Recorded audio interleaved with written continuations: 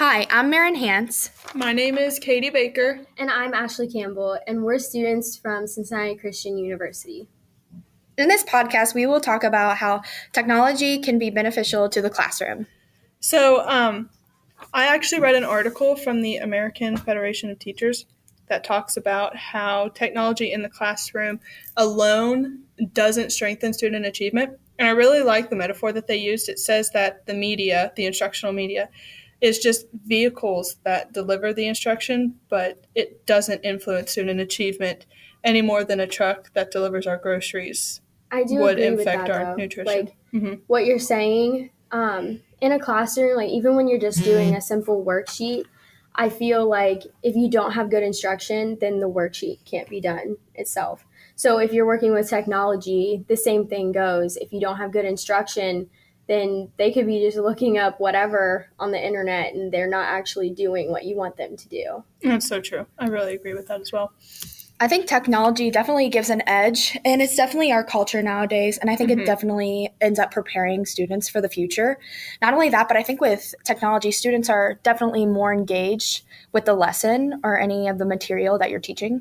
That is true. I mean, because while we're sitting here saying that it doesn't affect student achievement, I think it doesn't really make it better by itself, but it can enhance the instruction that you're giving the kids. And so it can just connect with kids on all different types of whether they learn visually or they learn auditorily or anything like that. It's just so many different things you can do with it.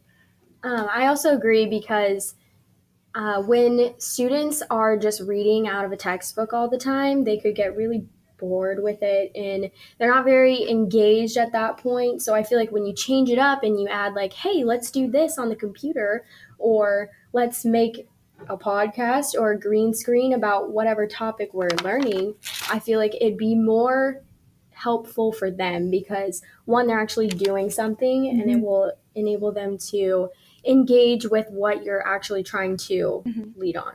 Yeah, I definitely think that's true. I've definitely seen where students react differently to technology, but I think it is definitely beneficial to different learning styles, especially students who really enjoy technology.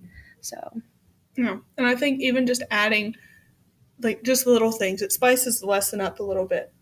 And there's so many different ways that you can get information, like virtual field trips. How we're talking about those this week in our class. It's different than the kids sitting down and reading a book, like Ashleigh said, because you are able to open up the world of just endless and limitless amounts of information. I actually read an article. It's called Transforming Education with Technology, a conversation with Karen Cater. And she had said that although the subject wasn't related to technology facilitated communication, engagement, interaction, and understanding. So her assignment that was going on was basically literature, and they were focusing on theme. And each student had to create a digital poster on what they thought the theme was and present it to their class, which got kids talking. They were like, wow, that's really cool. Or they could literally just be talking to one another about, I wonder what they mean by this. They're engaging all over the place. Along the same lines as that, I think technology is definitely making it easier for faculty to give quality instruction, especially with the lesson that we just taught today. I definitely think showing examples on the smartboard, it definitely helped the students by the time that they got their worksheet and they were drawing their resolution. I definitely think that the technology aspect of the whole lesson really helped. Not only that, but even the students, when they didn't know how to spell something, they were going to Google, they were pressing the microphone and saying, how do I spell apple? Things like that. I definitely think that technology is shaping the world around us, especially when it comes to the classroom. But you could also argue that those kids who are using Google to know how to spell things are never really going to know how to spell things on their own. Right. But my personal opinion, I don't think they're ever going to really have to, because it's always going to be there for them. And while some people think that's a bad thing, I think it's just the way that the culture is changing. And for some people, it's just hard to grasp that. I don't really think it's making them lazier. It's just teaching them a new way to learn things and get information for themselves. I do agree with that, because if you look at the world now, we're not even teachers yet. And we just witnessed them Googling how to spell apple. And when we get in the classroom, is it going to be totally different? Are they going to like just rely on that all the time? Most likely if they're doing it now. But in my opinion, like what is going on now is definitely going to be totally different than when we're actually going to get in the classroom involving technology. I just read an article about or it might have been one of you guys. Digital fluency is a 20th century skill, and it prepares for the future.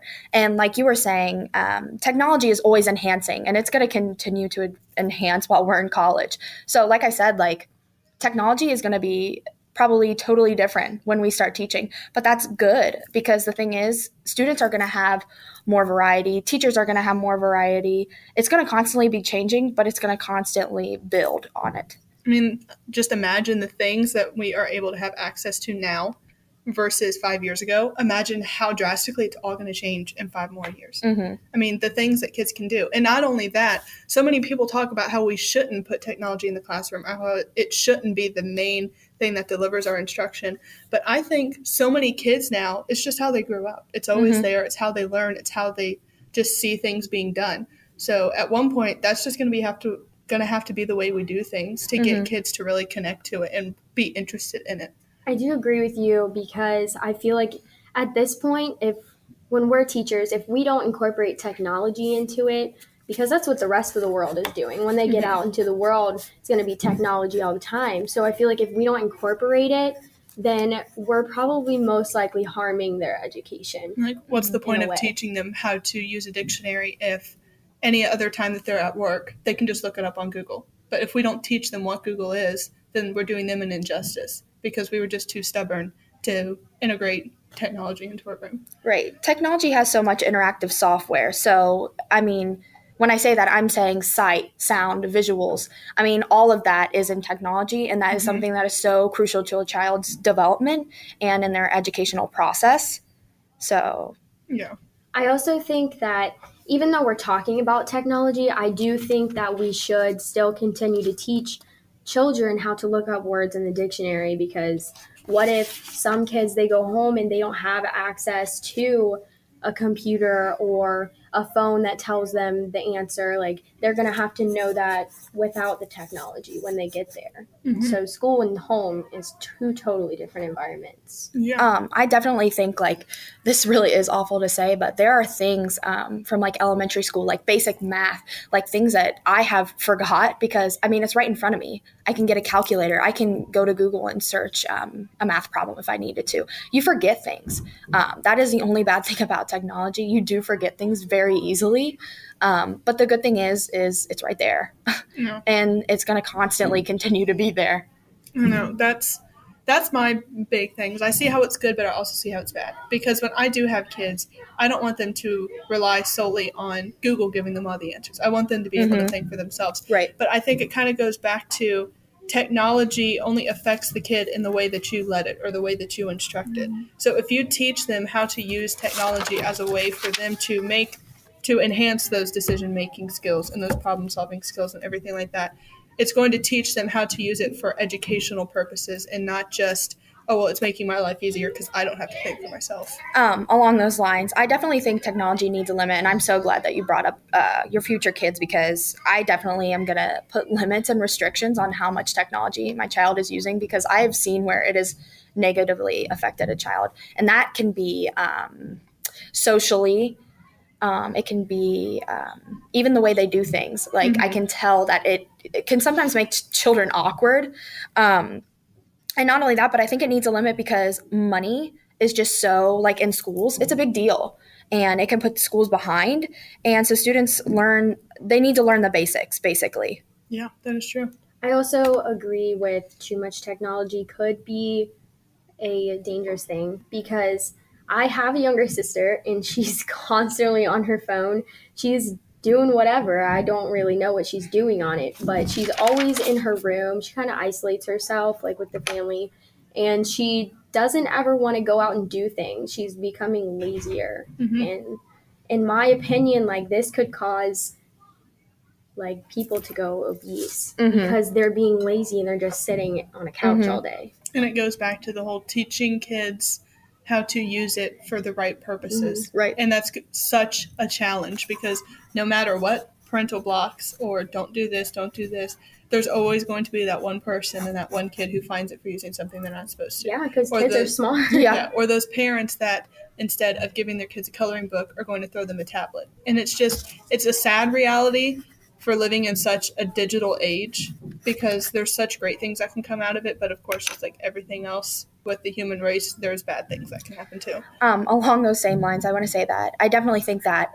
technology is also negative because I think it is allowing children's creativity to decrease because the creativity is right in front of them on technology. I've seen where, you could ask kids to draw a sample picture of something and they're like, wait, can I go Google that? It, yeah. And I mean, that's sad, really. Because I mean, I remember growing up, like, you know what I mean? We had to kind of fend for ourselves in certain situations, like go outside, build a fort. Like now it's like, oh, wait, I gotta Google how to build a fort. You know what I'm saying? It's like not coming up with your own ideas, basically. Yeah. But at the same time, I definitely think that technology is allowing us to enhance our memory and to retain things better. And then if you kind of want to jump to like a new subject of just equal opportunity and how that affects kids in the classroom and how they not only just learn in general, but how they're going to have access to all these technological aids that we've been talking about. Like we can give a kid a laptop, but that doesn't mean they have Wi-Fi at home. Right. So they're not going to be able to engage it in the same way that somebody who did have those resources would. So I think as teachers, we just need to be able to recognize that and work to make sure that those kids are getting the same type of opportunities that other kids are. And I mean, and that's just a huge problem throughout the whole profession with anything that you would look at it as. I think definitely like along the same lines as that. I think as a teacher, you need to teach the basics of technology. You need to teach how to use it because let's be real here. Not every student is going home to a green screen. They're not going home to a laptop.